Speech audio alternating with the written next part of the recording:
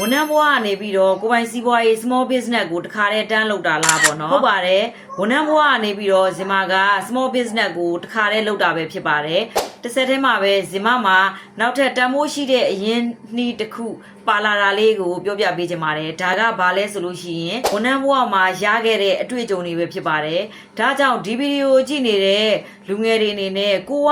အလုပ်တစ်ခုလုပ်နေတယ်ဆိုလို့ရှိရင်ပိုင်ရှင်စိတ်မွေးပြီးတော့တာဝန်ကြီးစွာကိုလုံနိုင်သမျှတတိရဲ့မျက်နှာကိုကြည့်စရာမလိုပဲနဲ့ကိုအသိစိတ်ကနေလုံးဝကိုကနံပါတ်1လုံနိုင်တဲ့လူတစ်ယောက်ဖြစ်အောင်စူးစမ်းခဲ့ပါဒီလိုမျိုးစူးစမ်းခဲ့တဲ့လူဟာကိုပိုင် business လုပ်တာပဲဖြစ်ဖြစ်ဘလို့ next level ကိုသွားတာပဲဖြစ်ဖြစ်နိုင်ငံခြားထွက်တာပဲဖြစ်ဖြစ်ဘယ်နေရာကိုပဲကိုလှုပ်ချင်ဒီလှုပ်ခဲ့တဲ့အတွေ့အကြုံတွေကအကျိုးပေးမှာပဲဖြစ်တယ်အားလုံး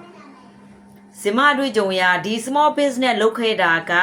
ဝန်ထမ်းဘဝတုန်းကလုပ်ခဲ့တဲ့အတွေ့အကြုံတွေကအများကြီးအကျိုးပေးတဲ့အတွက်ရလက်ထွက်အောင်လုပ်နိုင်တာပဲဖြစ်ပါတယ်